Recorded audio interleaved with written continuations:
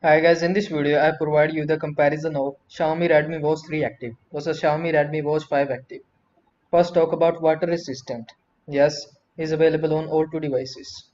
5 ATM is available on 5 Active and IP certified IP68 is available on Watch 3 and shape surface is rectangular and flat on all two devices and screen size 2.0 inch is provided by the 5 Active and 1.75 inch is provided by the Watch 3.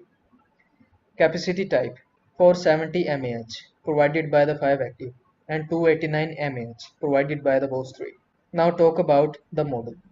The Watch 5 Active comes with the Watch 5 Active model and the Watch 3 comes with the Redmi Watch 3 model. All two devices have Android iOS system.